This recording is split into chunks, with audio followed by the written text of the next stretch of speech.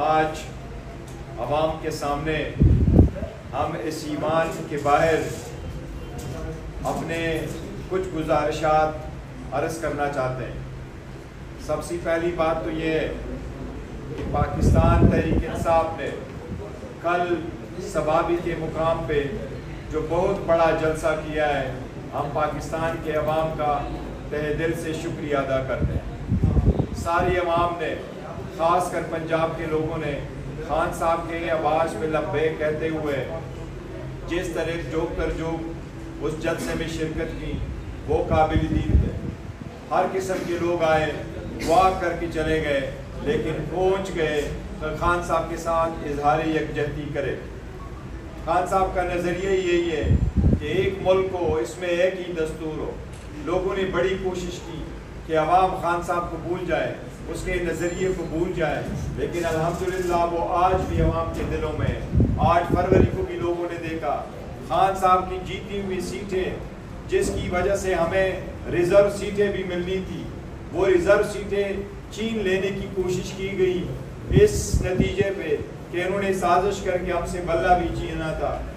اس پہ آخرکار supreme court کا فیصلہ آیا اور وہ 78 سیٹیں، جس میں 67 سیٹیں مومن کی تھیں اور 11 سیٹیں اقلیتوں کی تھیں، وہ ہمیں ملی۔ آج ایوان میں اس کے خلاف ایک قانون سازی ہونے کی کوشش کی گئی۔ وہ قانون سازی پہلے ہم یہ بتاتے رہے ہیں کہ جب اس ایوان میں قانون سازی ہوئی ہے، وہ آئین، قانون اور اس کے جو اسمبلی کے رولز ہیں اس کے خلاف ہوئی ہے۔ اسمبلی کے رولز کا یہ تقاضا ہے آئین کے مطابق کہ جو بل آ جائے وہ کیبنٹ جو اسٹینڈنگ کمیٹی ہے پہلے اس کمیٹی کے پاس چلی جائے، قانون سازی پہ بحث ہو، پارلیمان میں بل آئے اس پہ بحث ہو اور سارے لوگ اس پہ اپنا ووٹ دے کر کے ڈسکشن کے بعد وہ پاس ہو۔ لیکن یہ پارلیمان حکومت جب سے آئی ہے، یہ 8ویں مرتبہ ہے کہ ہر مرتبہ جو بل ہے اس کو پیش کیا جاتا ہے، اس کو کمیٹی کے سپرد کیا جاتا ہے، پھر بل کے صورت میں واپس آ جاتا ہے، ایک ہی گو میں سارے رول سسپینڈ کیے جاتے ہیں، پھر اس بل کو ایڈوانس کنسیڈر کیا جاتا ہے اور یس اور نو سے بغیر کسی ڈسکشن کے، بغیر کمیٹی کی رپورٹ دے کے اس کو پاس کیا جاتا ہے۔ آج کی جو قانون سازی ہوئی الیکشن ایکٹ میں جو ترمیم ہوا، اس میں حکومت نے اس بل کو پاس کروایا۔ قانون یہی ہے کہ جو لا پاس ہو جاتا ہے وہ آئندہ کے وقت کے لیے ہوتا ہے۔ اس مرتبہ یہ کوشش کی گئی کہ یہ لا اکتوبر 2017 سے نافذ العمل ہوگا۔ اس میں سپریم کورٹ نے ہمیں جو حق دیا تھا کہ ہمارے کینڈیڈیٹ 41 یہ لکھ کے دے دیں کہ وہ پاکستان تحریک انصاف کے کینڈیڈیٹ تھے، اس کو نلیفائی کرنے کی کوشش کی گئی۔ ہم نے اعلان کیا ہے کہ انشاءاللہ تعالی اس کو ہم سپریم کورٹ میں چیلنج کریں گے۔ تصفیہ کا ایک طریقہ کار ہے، جس مسئلے پہ سپریم کورٹ کا فیصلہ آ جائے وہ آخری ہے۔ آئین کی اگر سپریم کورٹ تشریح کرے، وہ تشریح والا فیصلہ سپریم کورٹ کا کبھی نلیفائی نہیں ہو سکتا کسی انٹرپریٹیشن سے، کیونکہ آئین کے مطابق آئین کا انٹرپریٹیشن کرنا سپریم کورٹ کے ثوابین، سپریم کورٹ کا اختیار ہے۔ سپریم کورٹ ایک انٹرپریٹیشن کرے کسی پروویژن کی، پارلیمان کے پاس لیجسلیشن کی اختیار ضرور ہے، بٹ یہ لیجسلیشن کی اختیار نہیں ہے کہ انٹرپریٹیشن یہ سپریم کورٹ کا کیا ہوا انٹرپریٹیشن غلط ہے، آئندہ کے لیے انٹرپریٹیشن اس کا ایسا ہو، یہ ایوان کے پاس اختیار نہیں ہے۔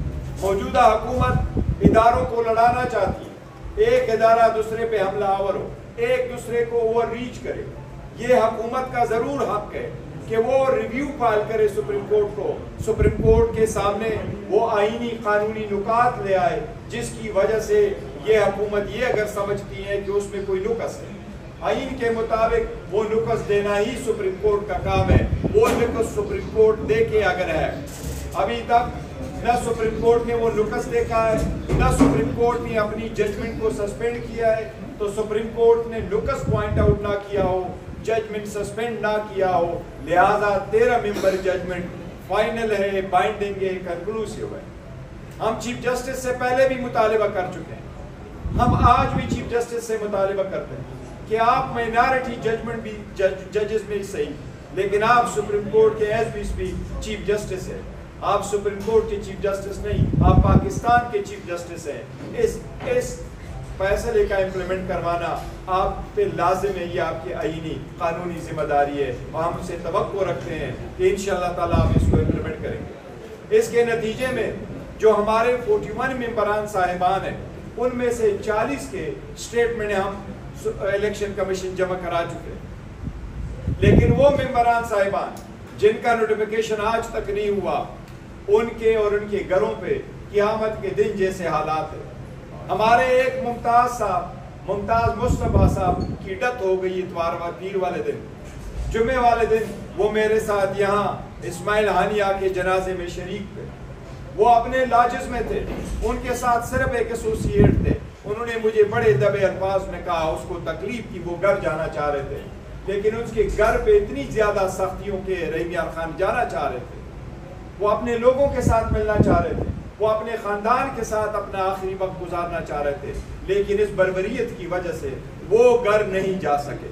یہ غم اس ایوان کا غم ہونا چاہیے کہ ایک ممبر اپنے حلقہ میں تو کیا، اپنے کنسٹیچوئنٹ میں تو کیا، وہ اپنے بچوں کے پاس، اپنی بیوی کے پاس آخری وقت میں بھی نہیں جا سکتا.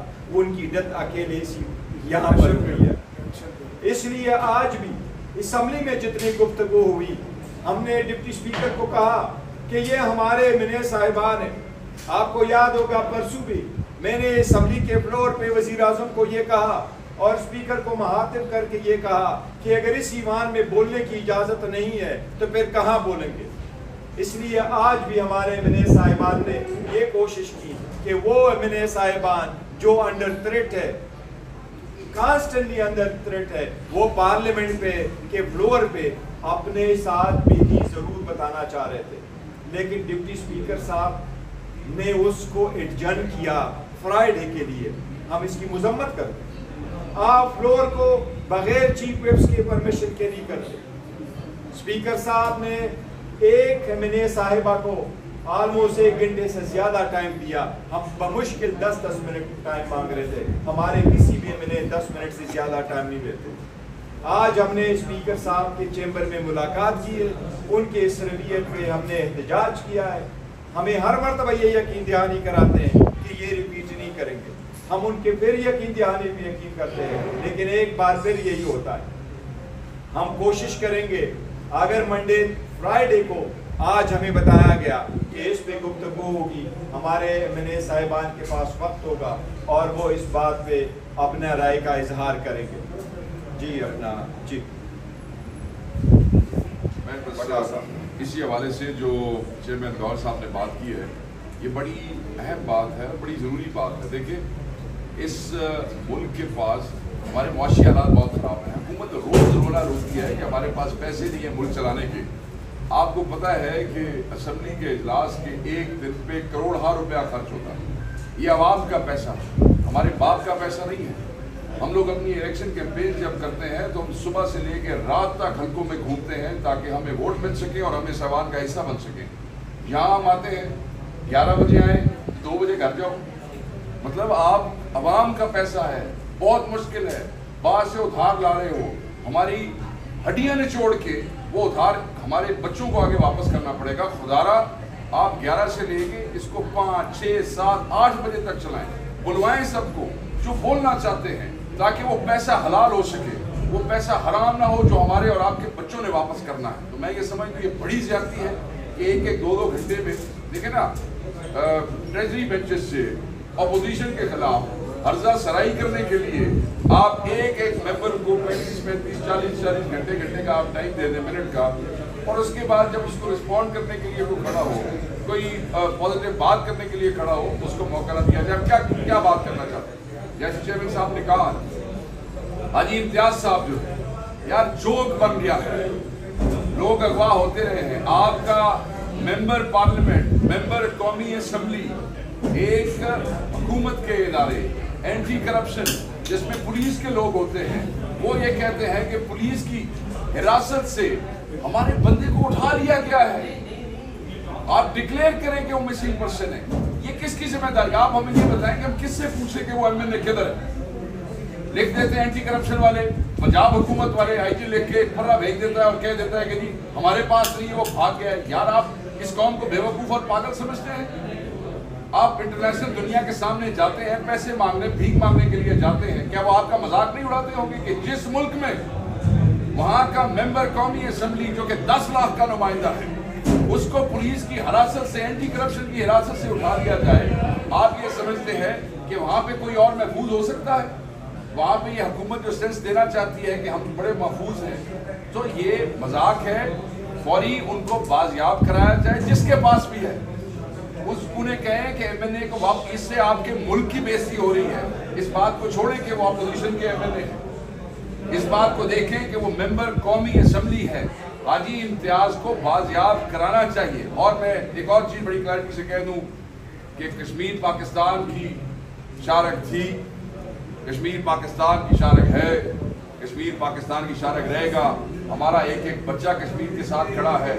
ہماری پارٹی کلیئرٹی کے ساتھ آج on the floor of the house ہمارے چیئرمین نے بڑی کلیئرٹی کے ساتھ 100 اختلافات ہونے کے باوجود، جعلی حکومت ہونے کے باوجود، ان کی اس بدماشی کے باوجود، پاکستان تحریک انصاف نے کشمیر کے معاملے پہ کوئی کمپرومائز نہیں کیا اور ان کو سپورٹ کیا، جن کی ہم شکلیں بھی نہیں دیکھنا چاہتے۔ ہم نے اس ریزولوشن میں بھی جب کشمیر کا نام آیا ہم نے اس کو سپورٹ کیا۔ Thank you very much. بہت شکریہ جی۔